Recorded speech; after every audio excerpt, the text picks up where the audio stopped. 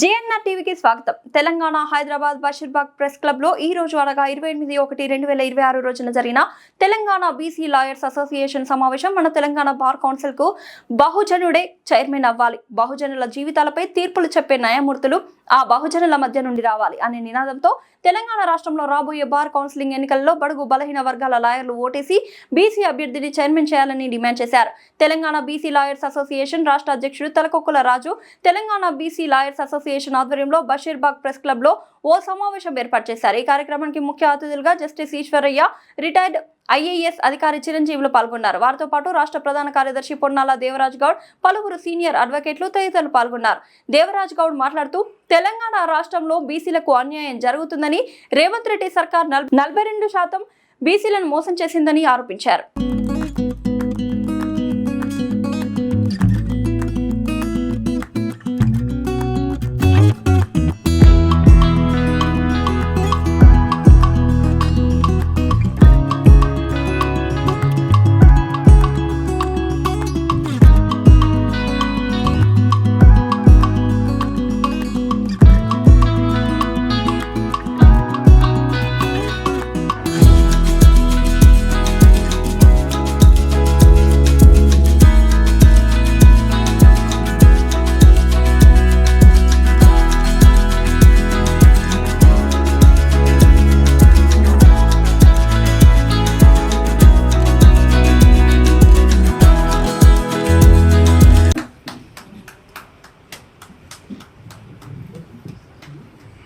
విశేషత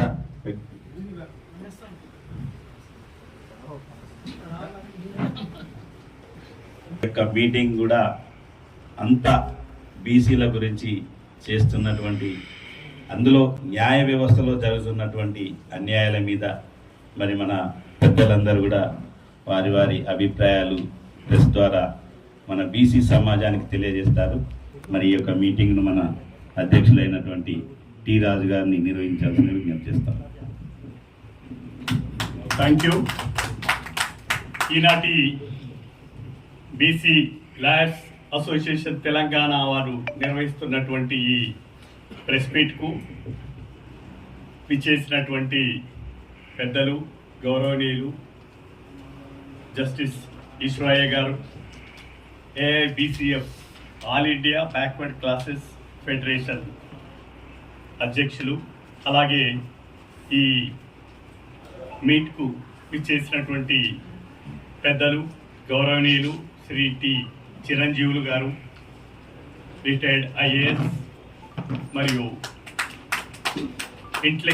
BC intellectual forum chairman గారు, అలాగే ఇక్కడికి వచ్చినటువంటి పావా జనరల్ సెక్రటరీ గారు, తర్వాత మిగతా అనేక బీసీ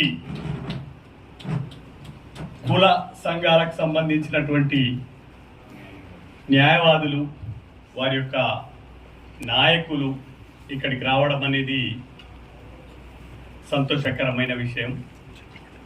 తదుపరి ఇక్కడ మనము ముఖ్యంగా చెప్పుకోవాల్సింది ఏంటంటే, మనకు బీసీలకు సంబంధించిన వివక్ష, అన్యాయాలు, అక్రమాలకు సంబంధించి, తర్వాత మరీ ముఖ్యంగా ఇప్పుడు జరుగుతున్నటువంటి ఈ బార్ కౌన్సిల్ ఎలక్షన్స్ లోపల మన పాత్ర ఏమిటి, తర్వాత ఇక్కడ పెద్దలు జస్టిస్ ఈశ్వరయ్య గారే కానీ, లేకపోతే పెద్దలు చిరంజీవులు గారే కానీ అనేక విషయాల లోపల వాళ్ళు పరిశోధనలు చేసి అనేక పుస్తకాలను ప్రచురించారు. మన కర్తవ్యం ఏంటంటే, మనకు కుక్కుడు ఫుడ్ ఉన్నది. ఇప్పుడు మనం చేయాల్సినది ఏంటి అంటే, ఆ కుక్కుడు ఫుడ్ ఏదైతే ఉందో దాన్ని మనం తిని అరిగించుకొని బలవంతులు కావాల్సిన అవసరం ఉంది. దాన్ని మనము మీ ముందందరి ముందు ఉంచుతున్నాం.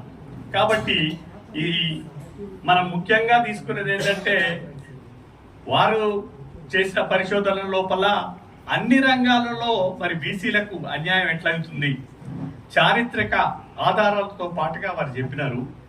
ఇప్పుడు మనం చేస్తున్నది ఏంటంటే, అట్లీస్ట్ ఈ సమాజం లోపల ఇంటలెక్చువల్స్గా మనకు కూడా కొంత పేరు, గౌరవాలు ఉన్నాయి. కాబట్టి ఈ ఉద్యమంలో మన పాత్ర ఏంటి అనేది ఫస్ట్. రెండవది మరీ ముఖ్యంగా ఈ న్యాయ వ్యవస్థలో జరుగుతున్నటువంటి ఈ వివక్ష అన్యాయాలు ఏ విధంగా మన బీసీలకు జరుగుతూ ఉన్నాయనే విషయాన్ని మనము ఆధారాలతో సహా వారు పరిశోధించి మరి ప్రచురించినటువంటి పుస్తకాల ఆధారంగా తదితర గ్రంథాల ఆధారంగా మరి మనం ముఖ్యంగా మన కళ్ళతో చూస్తున్నాం న్యాయ వ్యవస్థలో ఏం జరుగుతుందనేది. దీనిపైన మనము ఆ వివక్షను ఒకసారి మన ఈ యొక్క బీసీ న్యాయవాదులకు తెలియజేస్తూ వారిని వచ్చే ఈ బార్ కౌన్సిల్ ఎలక్షన్స్ లోపల మరి బహుజనున్నే మనము చైర్మన్గా ఎన్నుకోవాల్సినటువంటి అత్యంత ముఖ్యమైనటువంటి చారిత్రక అవసరం ఉంది కాబట్టి దానికి సంబంధించినటువంటి ఈ ప్రెస్ మీట్ను మనం ఏర్పాటు చేసుకోవడం జరిగింది. ఈ 30వ తారీఖు నాడే ఎలక్షన్స్ ఉన్నాయి కాబట్టి ఇప్పుడు వారి యొక్క మన ముఖ్య అతిథులైనటువంటి వారి యొక్క సందేశాన్ని రాష్ట్ర వ్యాప్తంగా మారుమూల ప్రాంతంలో వరకు కూడా మనం తీసుకెళ్లాల్సిన అవసరం ఉంటుంది. కాబట్టి దానికోసమని మనం వారికి కూడా శ్రమ కోర్చి మరి ఈ కార్యక్రమానికి వచ్చినందుకు వారికి కూడా మేము కృతజ్ఞతాభివందనాలు తెలియజేస్తా ఉన్నాం. తదుపరి కొంతసేపట్లోనే నాకు తెలిసినంత వరకు మిగతా ప్రెస్ మిత్రులు అందరూ వస్తున్నారు. కింద అక్కడ ప్రెస్ మీట్ అవుతున్నట్టున్నది. It will take some time అనుకుంటా. సో ఈ లోపుగా మన పిఆర్ఓ గారు కూడా వారిని తీసుకొచ్చి తనకి వెళ్ళారు. మనకు సంబంధించి ఆల్మోస్ట్ ఆల్ అన్ని పేపర్స్ అన్ని ఇంగ్లీషు, తెలుగు, తర్వాత మనకు యూట్యూబ్ ఛానల్స్ మిగతా అన్ని కూడా ఇక్కడ కవర్ చేస్తారు. ఆల్మోస్ట్ ఆల్ మాట్లాడతారని మనం చేస్తున్నాం. Thank you sir. వేదిక నడిపించినట్టు జస్టిస్ రిటైర్డ్ జస్టిస్ ఈశ్వరయ్య గారికి, మన ఐఏఎస్ ఆఫీసర్ రిటైర్డ్ చిరంజీవి గారికి, మిగతా వేదిక పైనటువంటి ముఖ్య అతిథులకి, నా ఫ్రెండ్స్కి అందరూ కూడా పేరు పద్మశాలి అడ్వకేట్స్ వెల్ఫేర్ అసోసియేషన్ అనేది 1997లో అది స్థాపించబడ్డది. కేవలం ఈ బీసీ వర్గాలు ఏదైతే ఉన్నారో అప్పటి నుంచి కూడా మనకి ఏదైతే విచక్షణకు మనం గురవుతున్నామో దాన్ని ప్రతిఘటించడం కోసం సామాజికంగా ఒక న్యాయ వ్యాధులకు కూడా ఒక సంస్థ ఉండాలని 97లో దీన్ని స్థాపించడం జరిగింది. నేను 2018 నుంచి ఈ పద్మశాలి అడ్వకేట్ వెల్ఫేర్ అసోసియేషన్కి జనరల్ సెక్రటరీగా నేను బాధ్యతలు తీసుకున్నాను. ముఖ్యంగా ఏంటంటే మన సామాజిక వర్గాలు అయితే ఉన్న వీళ్ళందరూ కూడా పెట్టి మనం అందరూ కలిసి ఉన్నటువంటి 24 స్థానాలలో మనకున్నటువంటి లేడీస్కి 7 స్థానాలు తీసేసి 18 స్థానాలు ముందుగానే చేసుకొని ఒక్కో సామాజిక వర్గం నుంచి ఎంతమంది ఉంటే బాగుంటుందనేటువంటి ఈ సుమారుగా ఉన్నటువంటి 30,000 మంది కూడా మనం కలిసేసి తప్పనిసరిగా బార్ చైర్మన్ కాదు ఎంటైర్ బార్ కూడా మనం ఆక్యుపై చేసే అవకాశం ఉంటుంది. అయినా కూడా ఇప్పుడు లేట్ కూడా కాలేదు. ఈ విషయం ఏదైతే ఉంటుందో తప్పనిసరిగా, ఎందుకంటే ఇప్పుడు నేను పద్మశాలి వర్గానికి చెందిన కాబట్టి నేను ఒక 3-4 సమావేశాలు పెట్టాను. ఈ 3-4 సమావేశాలు ఏం చెప్పాము, ఎవరు కూడా మీరు ఎవరైతే ప్రిఫరెన్స్ ఏదైతే ఇస్తారో కేవలం బ్యాక్ వాళ్ళకి మాత్రమే వేయండి, మిగతా వాళ్ళకి వేయొద్దండి అని ఓపెన్గా నేను చెప్పడం జరిగింది. ఇంతకుముందు బార్ అసోసియేషన్ జరిగినప్పుడు ప్రతి వాళ్ళు ఏంది ఒక వైబ్రేషన్ ఉన్నటువంటి సంస్థ అని అందరూ ఫోన్ చేసేవాళ్ళు. ఈరోజు ఏ వర్గం వాళ్ళు కూడా అంటే ఎక్సెప్ట్ ఉన్న బ్యాక్వర్డ్ క్లాస్ తప్ప మిగతా వాళ్ళు ఎవరు కూడా ఫోన్ చేసేసి మీ ఓటు మాకు ఫస్ట్ ప్రిఫరెన్స్ ఇవ్వమని ఎవరు కూడా అడిగేటువంటి పరిస్థితి లేదు. కారణం ఏంటంటే మనం ఒక యునైటెడ్ అయినాం. కాకపోతే అనుకున్నంత స్థాయిలో మనం కాలేదు. కాకపోతే చేయవలసింది చాలా ఉంది. పెద్దలు గౌరవనీయులు జస్టిస్ ఈశ్వరయ్య గారు, retired chief justice of Andhra Pradesh, వారికి ఈ ఎలక్షన్లకు సంబంధించి ఇప్పుడు ఆల్రెడీ నోటిఫికేషన్ వచ్చినట్టుంది, షెడ్యూల్ కూడా వచ్చినట్టుంది. కాబట్టి వారి సందేశాన్ని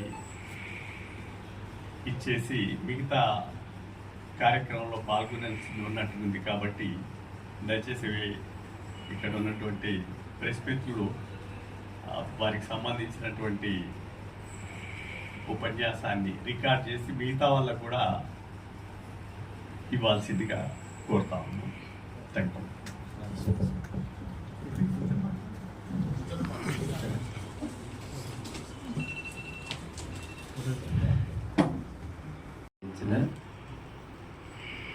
అడ్వకేట్లు, న్యాయవాదులు, అట్లానే ఈ సమావేశానికి అధ్యక్షత వహిస్తున్నటువంటి రాజుగారికి, మిత్రులు దేవరాజు గారికి, అడ్వకేట్స్ అందరికీ, మరి నాకు ప్రాణాతి ప్రాణమైన ప్రాణ స్నేహితుడు T Chiranjeevulu IAS Indian administrative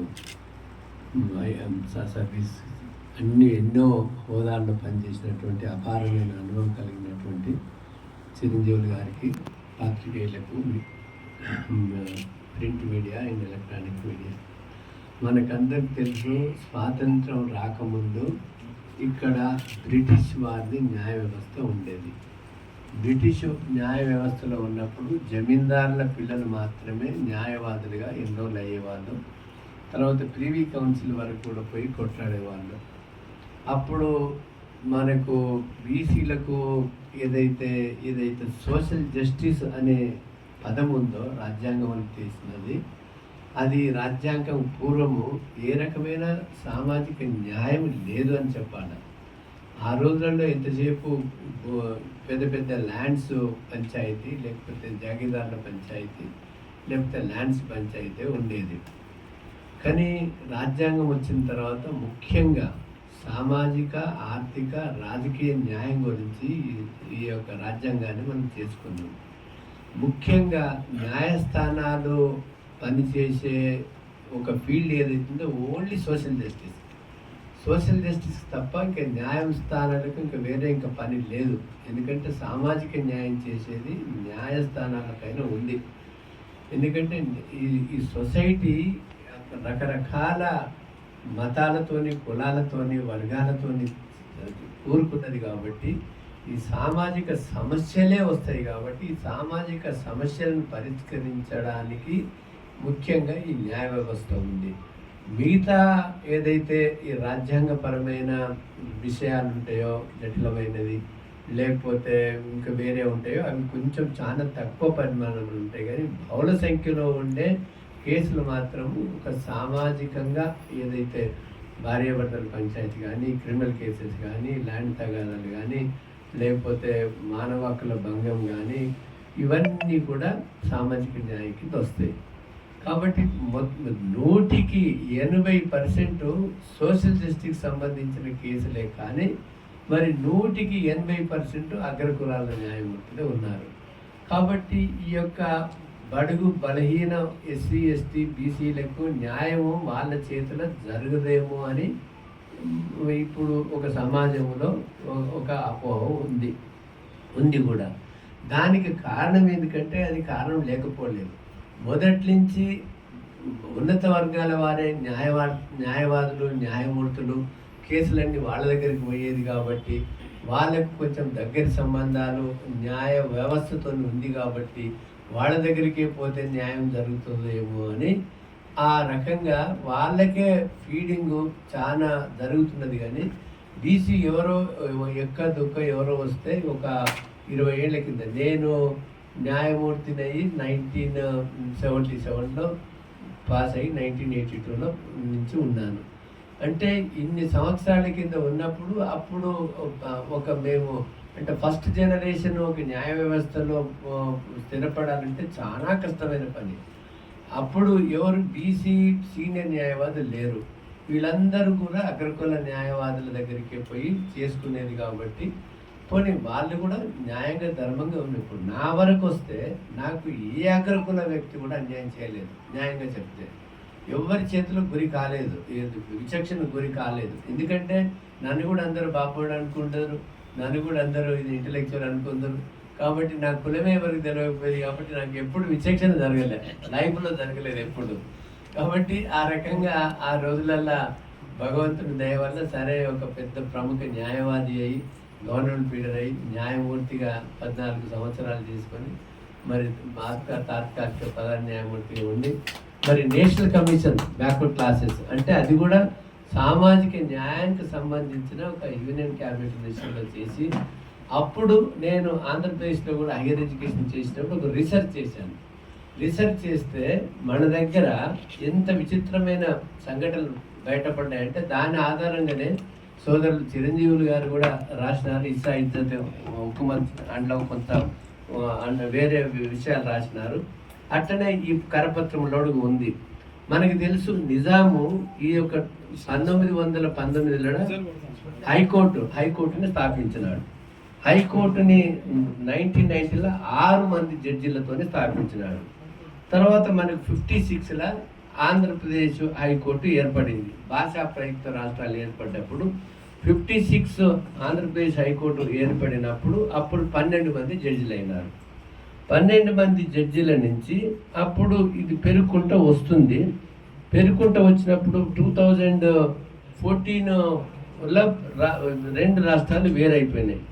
2 రాష్ట్రాలు వేరైపోయినప్పుడు అప్పుడు సంఖ్య కూడా పెరిగింది. కానీ దీనికి నేను ఒక రీసెర్చ్ చేసి ఒక డాక్యుమెంట్ తయారు చేసినాను పేర్లతో సహా. అంటే పేర్లతో సహా సుప్రీంకోర్టుకి వెళ్ళి మనం కిందికి వచ్చినట్లయితే సుప్రీంకోర్టుకి ఉమ్మడి ఆంధ్రప్రదేశ్కి వెళ్ళి దాదాపు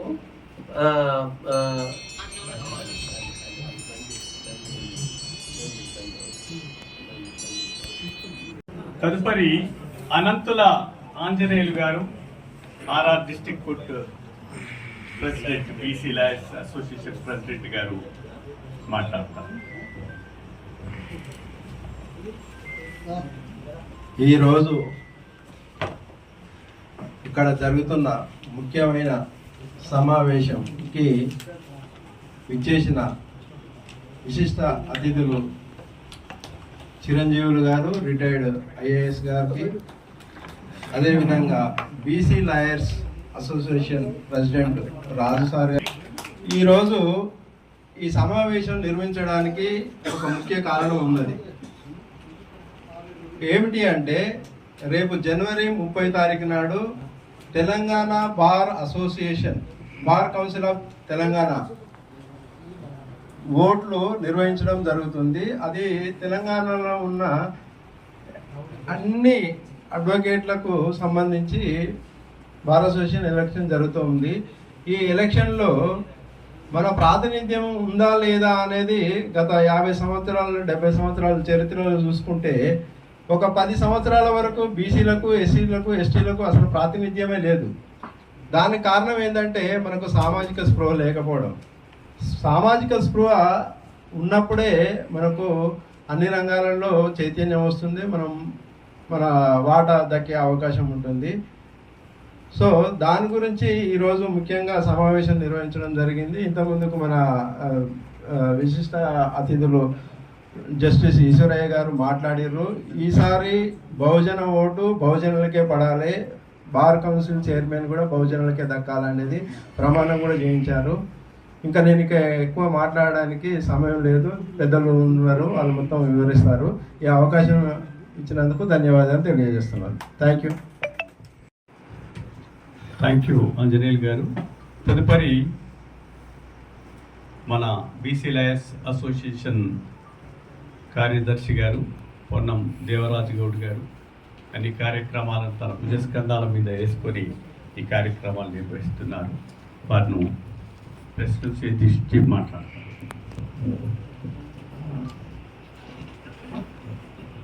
సభాధ్యక్షులు టి రాజు గారికి, అలాగే ముఖ్య అతిథులు జస్టిస్ ఈశ్వరయ్య గారికి, అలాగే టి చిరంజీవులు గారికి, వేదిక పైన ఉన్నటువంటి పావా జనరల్ సెక్రటరీ, నా మిత్రులైనటువంటి అనంత ఆంజనేయులు, సుధీర్ బాబు అండ్ జాహ్నవి, వివేక్, సామ్రాట్ అందరికీ కూడా హృదయపూర్వక ధన్యవాదాలు. అలాగే ప్రింట్ అండ్ ఎలక్ట్రానిక్ మీడియా వారికి కూడా శుభాభినందనలు. ఇందాక మనకు ఈశ్వరయ్య గారు చాలా క్షుణ్ణంగా అనేక రకమైన విషయాలు చెప్పారు. న్యాయ వ్యవస్థలో మన పరిస్థితి ఏంటని. నిజంగా గత 78 సంవత్సరాలుగా మన తాతలు, మన తండ్రులు, మనము కూడా నిన్న మొన్నటి వరకు అగ్రకులాలకు ఓటు వేస్తే న్యాయ వ్యవస్థలో మన స్థానం ఎక్కడుందో ఈరోజు ఆలోచించుకోవాల్సిన అవసరం ఉంది. నిజంగా ఈ ఎలక్షన్లోనైనా మనం కళ్ళు తెరిచి బీసీ ఎస్సీ ఎస్టీ మైనార్టీ సోదరులందరం కలిసి 35,000 మొత్తం ఓటర్లలో దాదాపు 25,000 మంది ఓటర్లు మన బీసీ ఎస్సీ ఎస్టీ వాళ్ళు ఉన్నారు.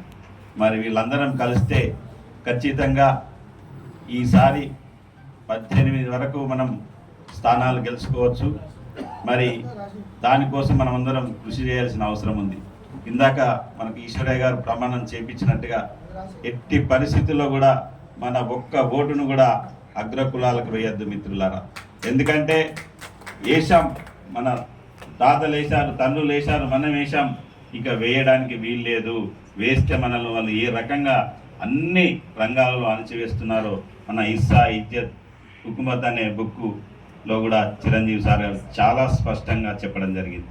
నిజంగా ఈరోజు ఈ యొక్క బీసీ సునామీలో ఖచ్చితంగా రాబోయే బార్ కౌన్సిల్ ఎలక్షన్లో మనం మన వాళ్ళను గెలిపించుకొని బహుజనుడే బార్ కౌన్సిల్ చైర్మన్ కావాలి, వైస్ చైర్మన్ కావాలి, అలాగే bar council of India member కూడా కావాలని మేము కోరుకుంటా ఉన్నాం. ఎందుకంటే బీసీ లాయర్స్ అసోసియేషన్ యొక్క ముఖ్య ఉద్దేశం న్యాయ వ్యవస్థలో జరుగుతున్నటువంటి అన్యాయాలను గొంతెత్తి చాటుతూ మన యొక్క బీసీ ఎస్సీ ఎస్టీ మైనార్టీ సోదరులను జాగృతం చేయడమే మా బీసీ లాయర్స్ అసోసియేషన్ యొక్క ముఖ్య ఉద్దేశం. కాబట్టి ఎట్టి పరిస్థితుల్లో ఈ యొక్క ఎలక్షన్లలో మాత్రం దయచేసి గుర్తుపెట్టుకోండి, ఒక్క ఓటు కూడా అగ్ర కులాలకు వేయద్దు వేయద్దు వేయద్దు. వేస్తే మాత్రం మనం బీసీలకు ద్రోహం చేసినట్టు అవుతుంది. బీసీ అమ్మ పాలు దాగి రొమ్ము మీద గుద్దినట్టుగా ఉంటుంది. కాబట్టి దయచేసి ఒక్క ఓటు కూడా అగ్ర కులాలకు వేయకుండా మన వారికి ఓటు వేసుకుందాం, మన వాళ్ళనే గెలిపించుకుందాం. గెలిపించుకొని ఖచ్చితంగా బార్ కౌన్సిల్లో చైర్మన్గా మనం చూస్తేనే నిజమైన బీసీలం తప్పితే, లేకపోతే మాటలు చెప్పుకొని నిజంగా న్యాయ వ్యవస్థలో న్యాయవాదులంటే ఒక సోషల్ ఇంజనీర్స్, అలాంటి సోషల్ ఇంజనీర్స్ ఈ యొక్క సమాజాన్ని నిర్మించాల్సిన అవసరం ఉంది. మరి అలాంటి సోషల్ ఇంజనీర్సే అనేకమైన బలహీనతలకు లొంగిపోయి ఓటు మాత్రం ఎవరికో వేస్తే మన పరిస్థితి చాలా ప్రమాదకరంగా ఉంటుంది. ఎందుకంటే ఈ సమాజానికి మనం ఒక సందేశం ఇవ్వాల్సిన అవసరం ఉంది. మరి అది మన ఎలక్షన్లతోటే మనం మొదలు పెడదామని చెప్తూ నాకు ఈ అవకాశం ఇచ్చినందుకు ప్రతి ఒక్కరికి కూడా హృదయపూర్వక ధన్యవాదాలు. థ్యాంక్ యూ గారు, అదేవిధంగా సుధీర్ బాబు గారు, కె యోగిత గారు, ఎస్ వివేక్ గారు, అదేవిధంగా అవినాష్ యాదవ్ గారు, అదేవిధంగా నాతో ఈ కార్యక్రమానికి విచ్చేసినటువంటి మా బీసీఎఫ్ స్టేట్ కోఆర్డినేటర్ శ్రీకాంత్ గారు, మరి ఈ కార్యక్రమంలో పాల్గొంటున్నటువంటి మిగతా అడ్వకేట్లకు, అదేవిధంగా పాత్రికేయ మిత్రులకు అందరికి కూడా నా యొక్క నమస్సుమాంజలు. ముఖ్యంగా ఈరోజు ఒక చారిత్రాత్మక దినం. ఎందుకంటే బార్ కౌన్సిల్ అంటేనే ఒక ఎలైట్ కౌన్సిల్ అని అనుకునేటువంటి రోజు. సో ముఖ్యంగా అది ఎలైట్ కౌన్సిలా లేదా ప్రైవేట్ కౌన్సిల్ అనేటువంటి విషయం ప్రజల్లో అర్థం కాక కేవలం అగ్రవర్ణాల వాళ్ళు మాత్రమే అధిష్ఠించేటువంటి ఒక సింహాసనం అనుకునేటువంటి రోజుల్లో ఈరోజు మీ ఆధిపత్యాన్ని అంతం చేసి మేము కూడా ఆ సింహాసనం మీద కూర్చుంటామని చెప్పేసి చాటి చెప్పడానికి ఒక మీటింగ్ పెట్టినటువంటి చారిత్రాత్మకమైనటువంటి రోజు. నాకున్న సమాచారం మేరకంటే తెలంగాణలో లేదా ఆంధ్రప్రదేశ్లో 2012 వరకు బార్ కౌన్సిల్లో ఒక్క బీసీ ఎస్సీ ఎస్టీ అభ్యర్థి మెంబర్గా లేడు. తెలంగాణ వచ్చిన తర్వాత నలుగురు 2014లో కావడం జరిగిందని చెప్పి సమాచారం ఉంది. మరి ఆ నలుగురు ఇవాళ 25 మందిలో 2 నామినేటెడ్ పోస్టులకు పోతే 23 మందిలో కనీసం 20 మంది బహుజనుల నుంచి రావాలని చెప్పేసి నేను కోరుకుంటాను.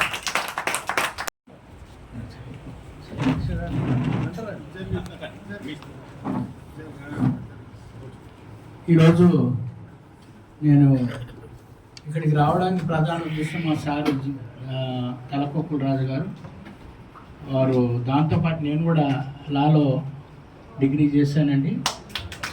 అయితే నేను రిజిస్ట్రేషన్గా చేసుకోలేదు, ఎందుకంటే నాకు ఇంట్రెస్ట్ లేదు.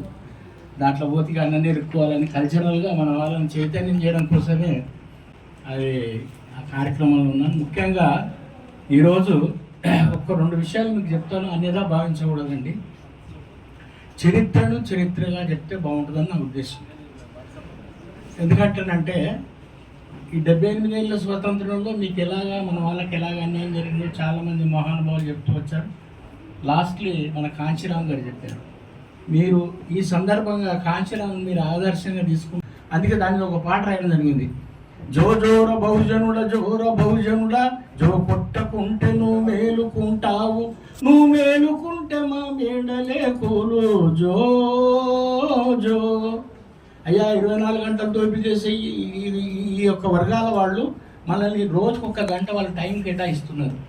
మనల్ని ఎట్లా పడుకోబెట్టాలి, మందు మగువ వగైరా వగైరా ఇచ్చేసి ఆ దానికి సంబంధించినటువంటిది. నీవెంత తోడవో నీకు తెలియదురా, నీ శక్తి మాకెరుకవో నిప్పురవ్వ, అప్పుడే పుట్టిన హనుమంతునోలే సూర్యుణ్ణి మింగేచే శక్తి నీకుంది, పిండమందున్నట్టి అభిమన్యునోలే ప్రతిదాన్ని పసిగట్టే బుద్ధి నీకుంది, ప్రాణమడిగితే నీవు దానకర్ణుడవు, పగబట్టిన వంట పరశురాముడవు, ఏది నేర్వాలన్న ఏకలవ్యుడవు, అవకాశమిస్తే నీ వాది పురుషుడవు, అదను దొరికిందంటే అదరగొడతావు, అందుకే నిన్నెప్పుడు అరిచి ఉంచాము జో జో. అంటే మనోడు సో సో ఎడ బుద్ధుడు అంటే బుద్ధి ఎవడు ఓటేయాలంటే ఓటు. కానీ ఈసారి మాత్రం బీసీలే ముఖ్యమంత్రి కావాలి. నాట్ ఓన్లీ జడ్జిలు లాయర్లు అని కాదు, బార్ కౌన్సిల్ అధ్యక్షులే కాదండి, ముఖ్యమంత్రి కావాలి సార్. బీసీలు ముఖ్యమంత్రి కావాలి అంటే మనం నిరంతరంగా 1 పాయింట్ ప్రోగ్రామ్ పెట్టుకోండి. మాకు రాజ్యాధికారం అంటే మాకు ఏమొద్దు, మీ బర్రెలు గొర్రెలు మీ చేపలు ఈపలు ఏమొద్దని చెప్పేసి ఆ 1 పాయింట్ ప్రోగ్రామ్ పెట్టుకోవాలని తెలియజేసుకుంటూ, నాకు అర్హత లేకున్నా కూడా అర్హత కల్పించిన మా సార్ ధన్యవాదాలు. Thank you sir. అందరికీ నమస్కారం అండి. 30వ తారీఖు ఒక చారిత్రకమైన ఎలక్షన్. ఈ బార్ కౌన్సిల్ చరిత్రలో ఇప్పటి వరకు మనం చూసాము, బీసీల ఐక్యత అనేది మనకి అసలు లేని సందర్భాలు చాలా ఉన్నాయి, ఉన్నా కానీ చాలా తక్కువ సందర్భాలు. కానీ ఈసారి ఈ చైతన్యం ఏదైతే బీసీ వర్గాల్లో కనిపిస్తుందో ఇది చాలా హర్షణీయం. ఇదే విధంగా మనము ముందుకెళ్తే రేపొద్దున రాజ్యాధికారానికైనా కానీ మన వాటా మనము సంపాదించుకోవడానికి గెలుచుకోవడానికైనా కానీ ఇది ఒక గీట్రాయిగా ఉండబోతుందని నా యొక్క ప్రగాఢ నమ్మకం.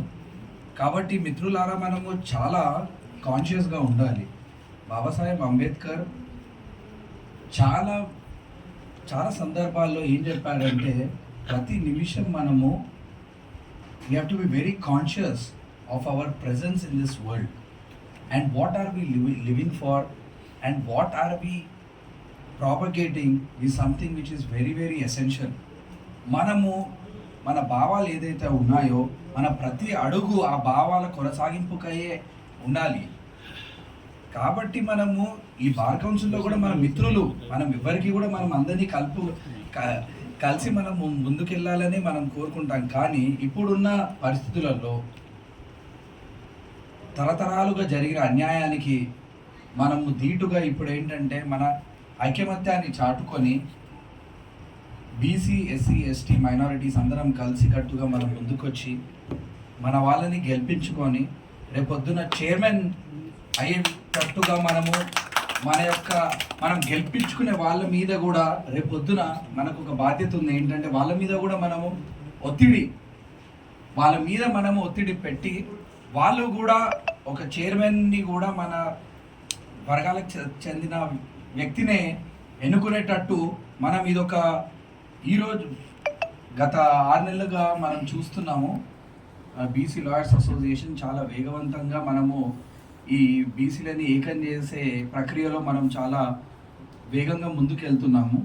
ఈ ప్రయత్నంలో భాగంగానే మనము ఇప్పుడు వచ్చే 3 రోజులు దాని తర్వాత చైర్మన్ ఎన్నుకునేంత వరకు మనము అందరం కలిసికట్టుగా కాన్షియస్గా పనిచేసి రేపొద్దున చైర్మన్ని బీసీ వర్గాలకు చెందిన వ్యక్తిని ఎన్నుకొని తద్వారా రానున్న కాలంలో రాజ్యాధికారం కూడా మనకి వచ్చేటట్టు మనం అన్ని రకాలుగా ప్రయత్నించాలని నేను విన్నపిస్తాను. Thank you. ఏదైతే చెప్పారో ఈసారికి బార్ కౌన్సిల్లో మెజార్టీ అభ్యర్థులైన ఎస్సీ ఎస్టీ బీసీ మైనార్టీలను గెలిపించుకొని బార్ కౌన్సిల్ చైర్మన్ని బహుజనుడే ఉండే విధంగా అడ్వకేట్లుగా మన బాధ్యతగా తీసుకోవాలి. ఏదైతే ప్రమాణం చేయించాడో ఆ ప్రమాణానికి మనందరం కట్టుబడి ఉండి మన బీసీ న్యాయవాదుల శ్రేణుల్లోకి ఎస్సీ ఎస్టీ బీసీ మైనార్టీ శ్రేణుల్లోకి వెళ్ళి ఈ వాయిస్ని మనం తీసుకెళ్లాలని చెప్పి కోరుతా ఉన్నాను. మనం మాటల కన్నా చేతల్లోనే మన బలాన్ని చూపించాలని కోరుతూ అవకాశం ఇవ్వే పెద్దలందరికీ ధన్యవాదాలు. మరి భాస్కర్ అడ్వకేట్ గారు, వీరు మన BC lawyers association Kukatpally court complex సంబంధించినటువంటి ప్రెసిడెంట్ గారు, వారిని మాట్లాడాల్సి కోరుతున్నాను.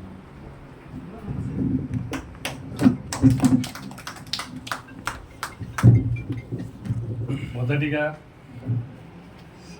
ఈ సభను అలంకరించిన పెద్దలు జస్టిస్ ఈశ్వరయ్య గారు మరియు రాజా గారు, బీసీ లాయర్స్ అసోసియేషన్ ప్రెసిడెంట్ మరియు రాజా గారు, అన్న దేవరాజ్ అన్న గారు మరియు ఆంజనేయులు అన్న గారు, అన్న ఇంకా ఇతర సభ్యులు అందరూ, ఈ కార్యక్రమంలో పాల్గొన్న ఇతరులు, అడ్వకేట్స్, సభ్యులు. అయితే ఈ కార్యక్రమంలో ఈరోజు ఈ కార్యక్రమము బీసీ చైర్మన్లు మన బహుజనులే అవ్వాలి అనేది ఈ కార్యక్రమం ఉద్దేశంగా రూపకల్పన చేసుకోవడం జరిగింది. అయితే ఈ కార్యక్రమంలో బీసీల యొక్క మరియు ఎస్సీ ఎస్టీ మైనారిటీల యొక్క ఎవరైతే ప్రస్తుతం ఎలక్షన్లో పోటీ చేస్తున్నారో వాళ్ళ యొక్క మంచి కోసం ఈ కార్యక్రమం అనేది చేయడం జరిగింది. అయితే కీలకంగా పెద్దలు ఎన్నో వాక్యాలు అనేది చెప్పడం జరిగింది. బీసీలకు సంబంధించి ఎంత నష్టపోతున్నాము, క్రిమి లేయర్ మరియు బీసీ రిజర్వేషన్ల ఇష్యూలకు సంబంధించి కూడా చెప్పడం జరిగింది. వీటన్నిటినీ దృష్టిలో పెట్టుకొని ఈసారి బార్ కౌన్సిల్ చైర్మన్గా బీసీ అభ్యర్థి అవ్వాలని చెప్పి నా మనస్ఫూర్తిగా కోరుకుంటున్నాను.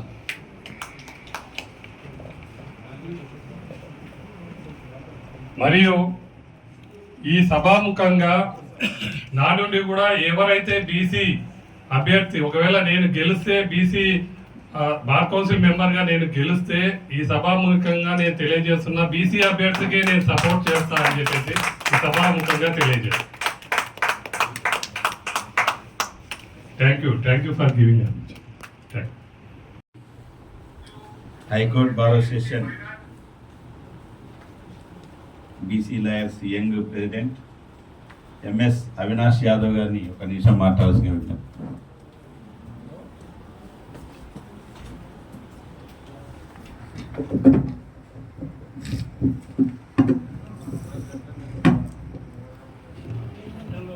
Respected President, BC Lawyers Association, D. Raju garu, General Secretary, Devraj garu, and all the honorable members on the dais and my friends, a very good afternoon. నేను యాక్చువల్లీ నేను central government ఆఫీసర్ని. 10 సంవత్సరాల సర్వీస్ తర్వాత నేను resign చేసి ఒక larger సొసైటీకి, ఒక బీసీ సొసైటీకి, ఒక బీసీ ఎస్సీ ఎస్టీ బహుజన సొసైటీకి నా సర్వీసెస్ అందజేయడానికి నేను రిజైన్ చేసి ఈ ప్రొఫెషన్లో రావడం జరిగింది. దీంట్లో పెద్దలు చాలా విషయాలు చెప్పారు. I don't have to repeat all that, but I will start with a single term: silent sufferers. బీసీలు, బ్యాక్వర్డ్ క్లాసెస్, బహుజనులు have always remained a silent sufferers in the history of India. ఇది 1860 ఇండస్ట్రియల్ రెవల్యూషన్ తర్వాత ఉత్పత్తి వర్గమైన బీసీలు వాళ్ళ లైవ్లీహుడ్ని కోల్పోయి manufacturing, industrial manufacturing, British అన్ని గూడ్స్ తేవడం, అక్కడి నుంచి ఇప్పుడు వరకు కూడా we've always been a silent sufferers. అంటే ఈ మన యొక్క హక్కుల గురించి కూడా మనకి అవగాహన లేదు. సో ఒక మేధావి వర్గమైన అడ్వకేట్లు ఉండి lawyers, BC lawyers association form చేసి దీన్ని మనము to give this message to the masses, to educate them, to take this word to the masses. I really appreciate this association for taking this step ahead, and I would close my simple speech with one word, one sentence, that we are not fighting here for our reservation. We are fighting here for our rightful share. That is what we require. We are not asking or begging any part of any అగ్రవర్గాలని ఎవరిని కూడా మేము అడుకోవట్లేదు మా reservation ఇవ్వమని. We are మా rightful షేర్ని మాకు కలగజేయమని. And అది we should start with this bar council election. I request all my fellow advocates to vote for BC advocates, BC members, so that our words, our aspirations will be represented by them, and this will also flow into several other sections, several other elections of the society. Thank you for giving this opportunity. ఇప్పుడు మన మధ్యలో ఉన్నటువంటి మహేష్ గౌడ్ గారు, నిజంగా అతను advocate కాకపోయినప్పటికీ కూడా నాకు ప్రతిరోజు అడ్వకేట్స్ ఇష్యూస్ కానీ ఏది జరిగినా కూడా బీసీ ఉద్యమంలో చాలా అకుంఠిత దీక్షతో పనిచేస్తున్నటువంటి వ్యక్తి, బీసీ ఉద్యమకారుడు. అతను ఒక్క నిమిషం మాట్లాడాల్సిన విజ్ఞప్తి చేస్తాను. అందరికీ నమస్కారం. జై పూలే, జై అంబేద్కర్, జై మండల్, జై కాంచీరామ్. నేను అడ్వకేట్ కానప్పటికీ జ్యుడిషియల్ గురించి పూర్తిగా తెలిసినటువంటి వ్యక్తిని. ఎందుకంటే దాదాపు 25 సంవత్సరాలు మా సొంత ల్యాండ్ కేసులు తిరిగినటువంటి వ్యక్తిని. హైకోర్టు నుంచి జిల్లా జూనియర్ కోర్టు వరకు నాకు అడ్వకేట్ చాలా మంది మిత్రులు. నాకు కూడా జ్యుడిషియల్ మీద బాగా ఇంట్రెస్ట్ ఉంటే బాగా నాలెడ్జ్ కూడా పెంచుకున్నాను. నాకు తెలిసినటువంటి 25 సంవత్సరాల నుంచి నేను ఈ జ్యుడిషియల్ మీద అబ్జర్వేషన్ చేసినట్టే, ఈ జ్యుడిషియల్లో జరిగినంత బీసీ ఎస్సీ ఎస్టీలకు అన్యాయము బహుశా ఎందులో జరగకుండొచ్చు. ఇది వాస్తవం. ఇక పూర్తిగా అంకెలకు నేను పోలేను, కానీ ఒక్క విషయం చెప్తాను. 1961లో బార్ కౌన్సిల్ ఏర్పడితే 2026 వరకు ఒక బీసీ ఎస్టీకి చెందినటువంటి వ్యక్తి బార్ కౌన్సిల్ చైర్మన్ కాలేదంటే ఎంత దుర్మార్గమైనటువంటి విషయమో ఒకసారి మనం కనబడతా ఉంది.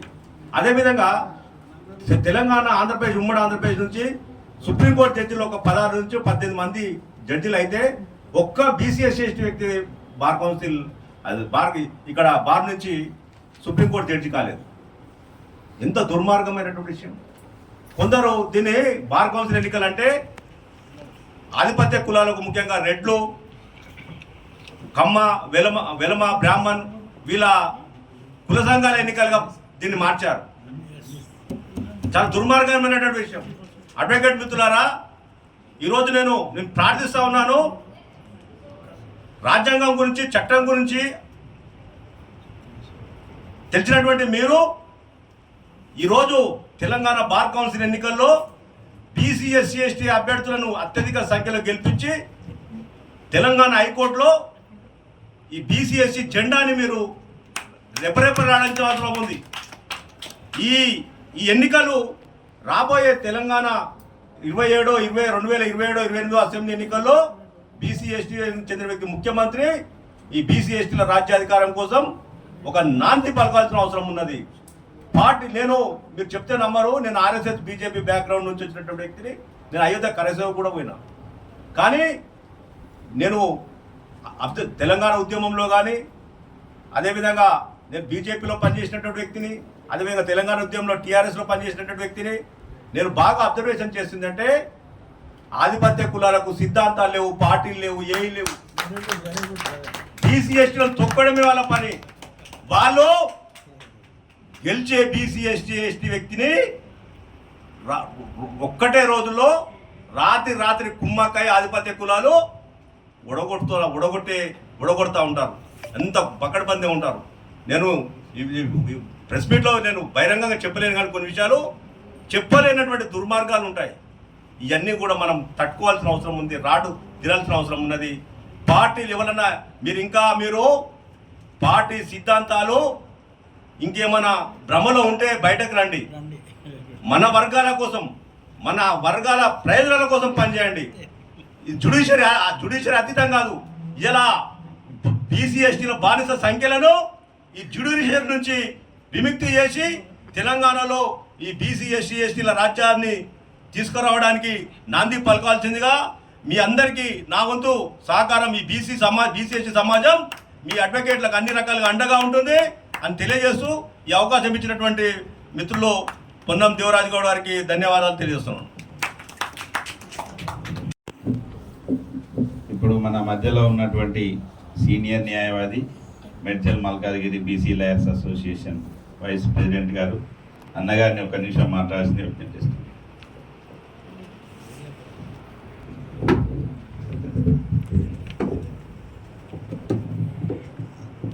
రాజు సార్ గారికి మరియు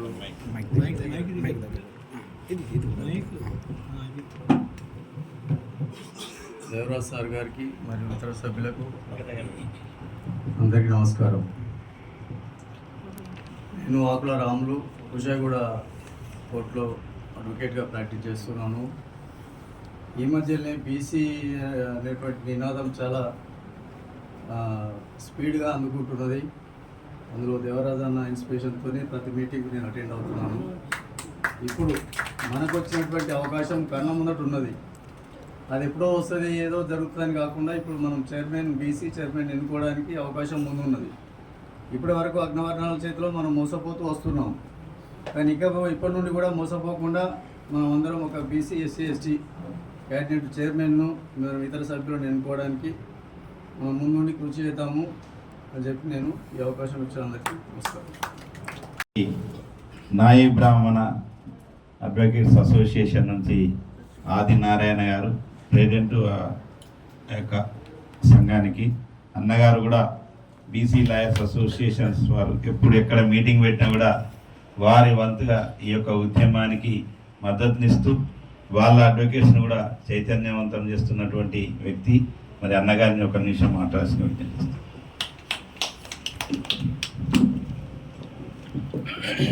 నా పేరు ఎంసీ ఆదిమూర్తి, మంగళి చిన్న ఆదిమూర్తి ఎంసీ.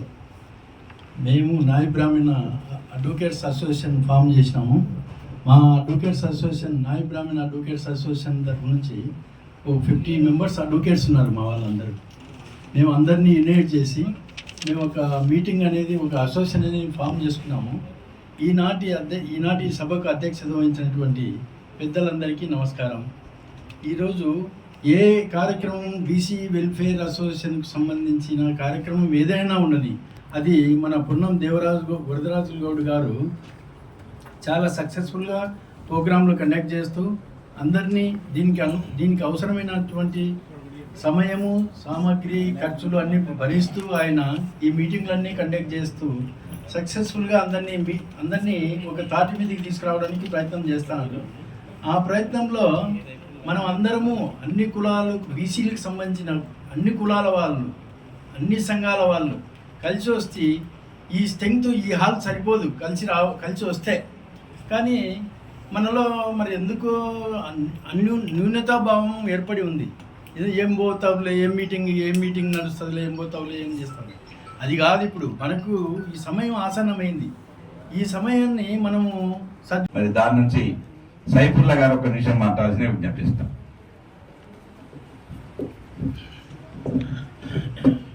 అందరికీ నమస్కారాలు, జై భీమ్. ఈరోజు ఇక్కడ టాపిక్ బీసీ రైట్స్ మీద పొన్నమన్న పిలిచిన ఈ మీటింగు చాలా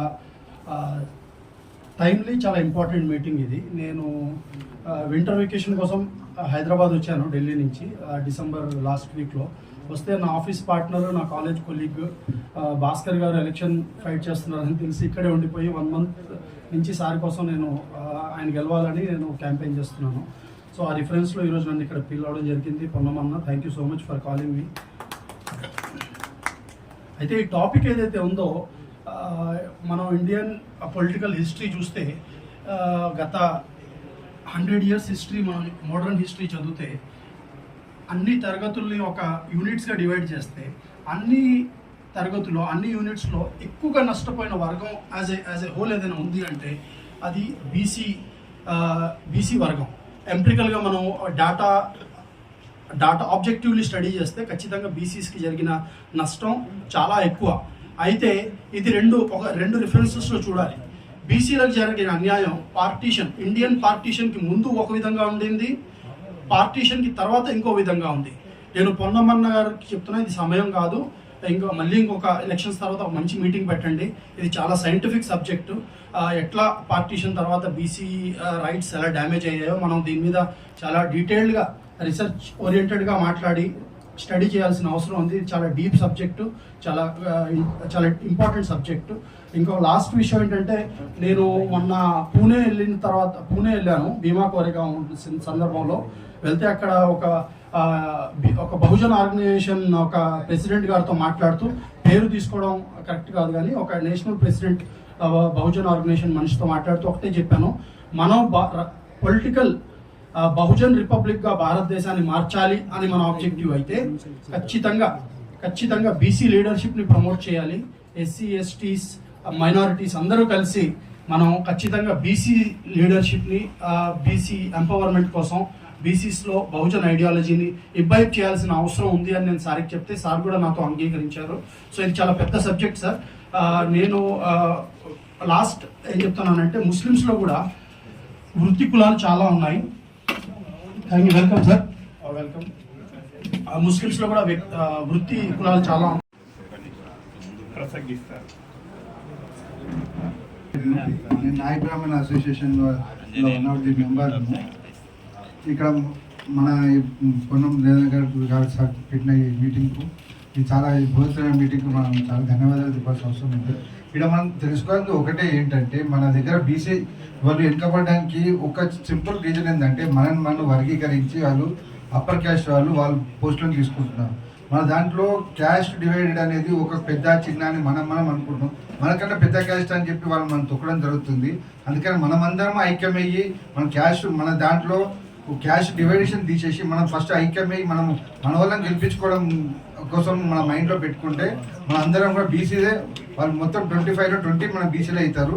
అది ఒకటి గుర్తుంచుకొని బీసీలకు అందరూ బీసీ ఎవరికి ఇచ్చినా పర్లేదు బీసీకి ఓటు వేయాలని నేను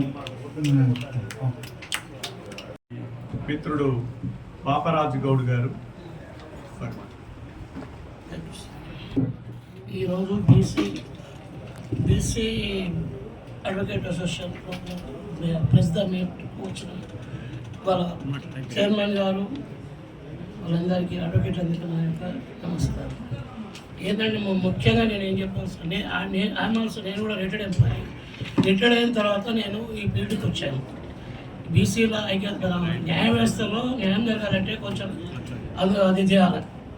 ఈశ్వరయ్య గౌడ్ జడ్జి గారు కూడా నాకు క్లాస్మేట్.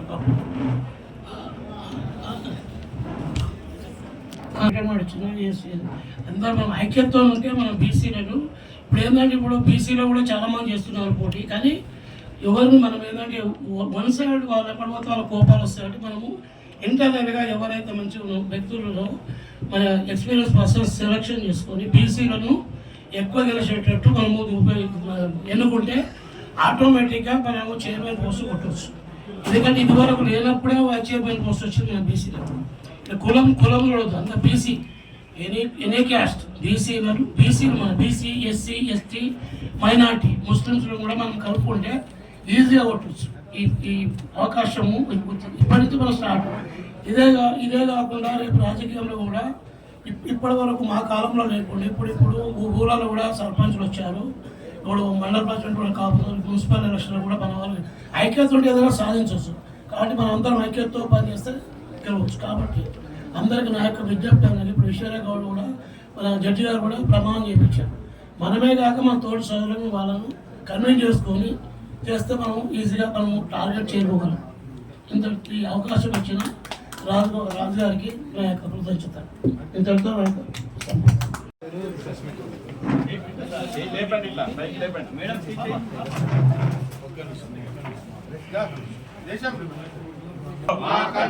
మేమెంతో మీరెంతో మీరెంతో జై బీసీ సాధిస్తాం బహుజనుడే బార్ కౌన్సిల్ చైర్మన్ గా సాధిస్తాం బార్ కౌన్సిల్ బహుజనుడే చైర్మన్ గా జై బీసీ జై బీసీ మేమెంతో మీరెంతో జై బీసీ బీసీ ఎస్సీ ఎస్టీ అడ్వకేట్ల ఐక్యత, బీసీ ఎస్సీ ఎస్టీ అడ్వకేట్ల ఐక్యత.